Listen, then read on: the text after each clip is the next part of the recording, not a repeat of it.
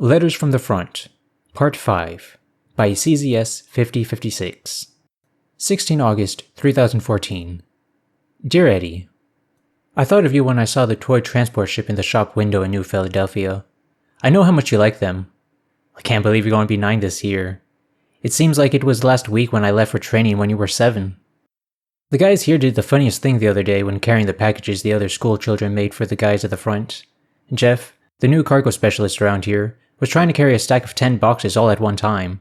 The pile must have gone a full meter over his head, and when they fell over, all the stuff in them spilled everywhere. Lucky for us, nothing broke when they fell. It was funny seeing all 2 meters and 98 kilograms of Jeff, flat on his bottom with little bottles of shampoo, bars of soap all around him, and covered in glitter from the cards the kids wrote. How is school going? In the letter I got from Mom yesterday, I hear you have a little girlfriend. Who is she? Also, don't forget to get your cootie shot. The last thing I need is to hear how you got cooties and infected Mom's cows. I heard that Mom took you to see the new DizWorks movie in town. Did you enjoy it? Who was in it? Colonel Grant showed us a movie last week called Guardians of the Galaxy. I know. It's 1,000 years old, and the effects were so silly, I don't know how the people of the time thought it was great. But I like the story. I think you would like it. There was a talking raccoon in it, and, get this, a guy named Star-Lord. Anyway, I have to go. I hope you like the toy. Say hi to Mom for me and tell her I'll be home soon. Your loving older brother, Private First Class Tommy, Earth Army Charlie, Logistics Brigade. Part 6. 3 Summer, 785. Dear Mother, when the Titans attacked that human city on Hydra on 8 Spring, I never thought they would be getting involved. Why should Neras die in a human Tagan war? Especially if there's no immediate economic gains to be made by us. Living in the mud on Kepler 22b is not something that noble-born like ourselves should be doing.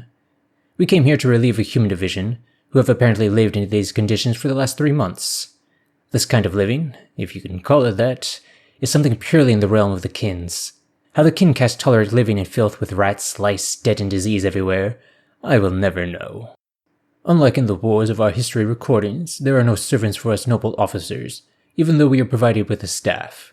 The 10th grade officer has forbidden their use to wash our uniforms and to clean for us, instructing us to only use them for official military business, like writing reports and carrying messages to the other units.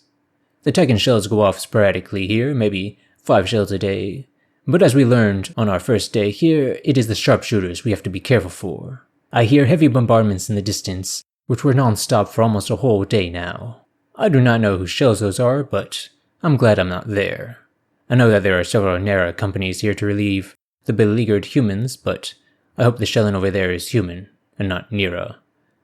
I still cannot believe how these trench networks extend from one side of the continent to the other.